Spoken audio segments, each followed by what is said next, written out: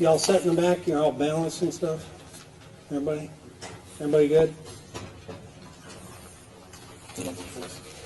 Well, thank you for coming. I'm Mike Bouchard. I'm the Oakland County Sheriff. Excuse me, I'm kind of losing my voice. A lot going on today. I kind of want to give the 20,000 foot level, and then we're going to have a number of speakers, both from the police department here, Chief Young, and from the FBI. Obviously, a horrific thing happened tragically here in Oakland County again. So we've been through a number of these things, and the one thing that I want to make sure the local community is aware of first and foremost is this community works together hand in glove. This community takes care of each other.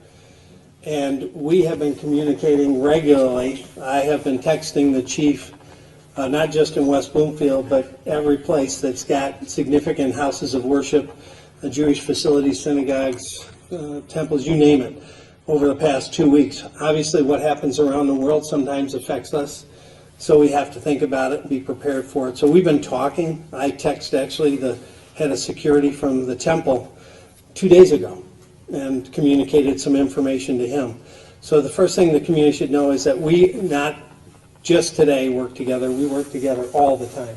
Our state, our federal, and local partners. Number one. Number two, we train. In our world, preparation is important. We hope and pray it never happens, but that's not a strategy. Preparation is. So all of us have been training together for many years for active shooters or active assailants, mass casualty events, and tragically we've had way more than our share. So that is ongoing and is in place. The third thing is important to note, no children and no staff were hurt. So we know there's evil in the world, and we know they only have to get it right once, and sometimes they do. They may not come on anybody's radar and they show up, but what happens when they show up, that's where training and preparation kicks in. The security staff did an amazing job, and you'll get some of the details on that, but they stopped the threat. No kids, no staff were hurt. Now there were some injuries and things that had to be taken care of. One of the head of security was taken to the hospital. He got knocked down by the car when it breached the building, and we've had 30 law enforcement officers taken to the hospital for smoke inhalation.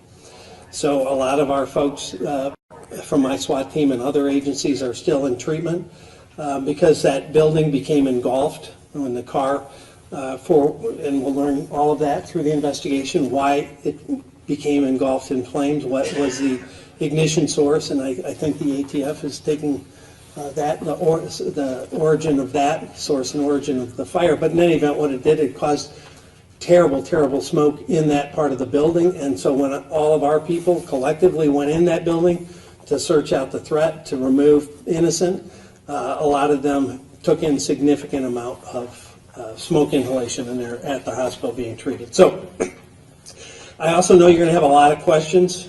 A lot of those questions can't be answered at this point because it's super preliminary in the investigation. You know, all of us have thoughts of maybe why this happened, but we don't operate in a world where we can presume something. We have to determine it through investigation and specificity. And that is a work that's in progress as we speak. All of us will work seamlessly together to get the answers, and then it will be called what it is. Obviously, it's a hateful, terrible thing, right? But what drove this person into action, that has to be determined by the investigation. We can presume, but we have to find those facts, and that's going to happen over the next days in time. So we won't be able to get into a lot of the evidentiary questions, but we're available to make sure the community understands that we are still on a very heightened platform. And the most important thing that I would tell the community, don't be afraid to call us.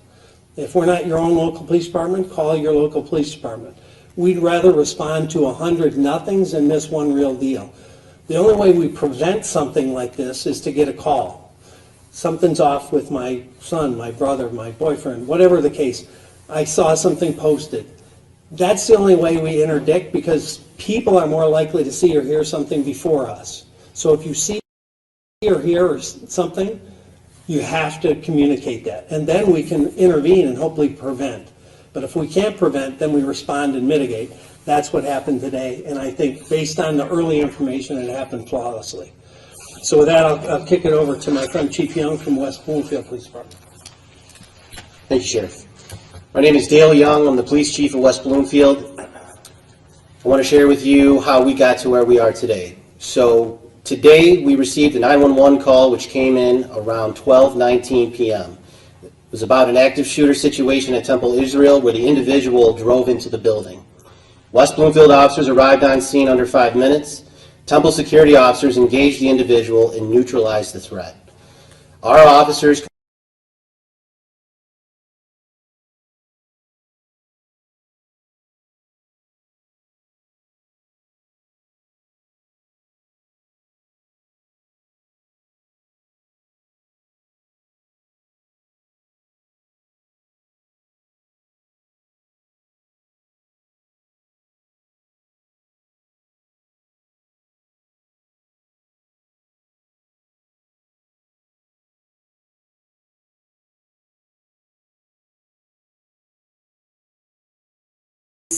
are with the victims, their family, and the entire Jewish community.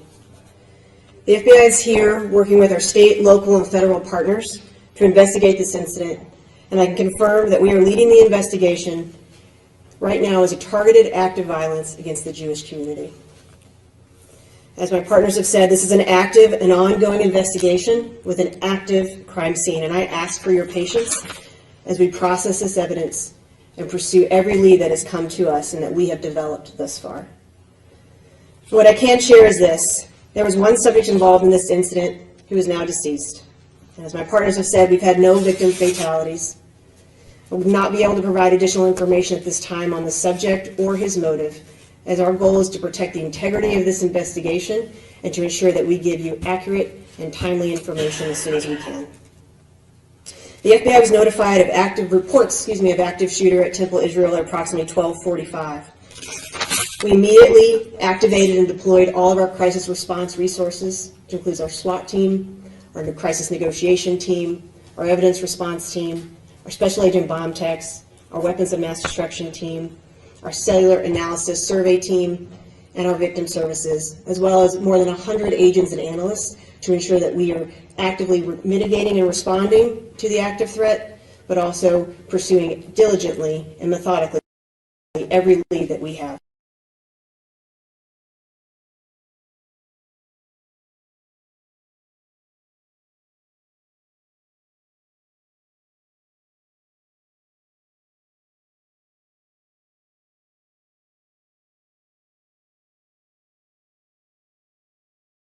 They can upload those at www.fbi.gov/West Bloomfield attack, all one word. But the public can also report through our call line at 1-800-CALL-FBI if you have any information about this incident and or any other suspicious activity that you see around in your community, your life, your places of worship, your schools. As the sheriff said, we all need to remain vigilant, and it takes the whole community to ensure that we remain safe. I also understand that congregants may have left some personal effects at the synagogue, and as soon as we have a reunification site to get those effects to the affected victims, we will be sure and release that as soon as possible. I want to thank our partners and the first responders and the security personnel at Temple Israel who did an excellent job at mitigating this threat, and we're very grateful for their bravery and their service. Next, I'd like to bring up or offer up Stephen Ingberg, the CEO of the Jewish Federation of Detroit. As the CEO of the Jewish Federation of Detroit, I'd love to say I'm shocked or I'm surprised, but I'm not. This is something that we train for. Thank you to all of the law enforcement officers who stand behind us and the many who don't. Thank you to our Jewish community security team. This is a tough time. It is a tough time. But we will get through this. We'll get through this together. We'll get through this stronger. And we'll continue to be loud and proud of being Jewish. This will not change us. This will not deter us. And we will continue. With that, I'd like to turn over to Rabbi Ariana Gordon of Temple Israel. Thank you so much. As you've heard, there's so much that we don't know. We're going to be processing all of this in the days and weeks to come.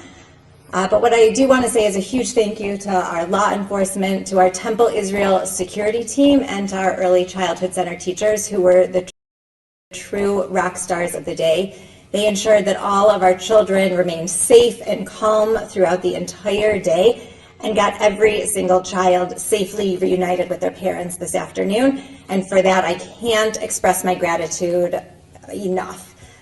We are really appreciative to all of you for making sure that everyone made it home tonight. Thank you for being here. Okay, I think that's, yeah, obviously, we can't get into evidentiary questions, as I said, but I think the message is clear. That we all stand united, stand together, whether it's federal, state, county, or local. We're committed to keeping this community safe. If you think you can target the Jewish community in this county or anywhere in this state, you're wrong. We're going to not only stand in front of them to protect them, we're coming for you.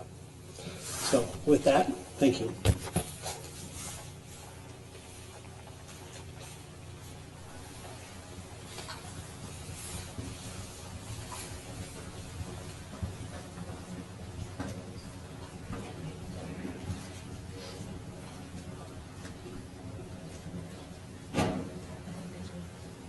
That will be all for our media event today. However, the FBI will be giving an update tomorrow. That update information on the location and time can be found on their social media. I ask that you follow their social media. If you have any questions overnight, those inquiries can be sent over to the FBI Detroit Field Office. Again, tomorrow the FBI will give another media update. That time and location will be determined and put on their social media. Our local agencies will try and share that information with you all as well. Thank you.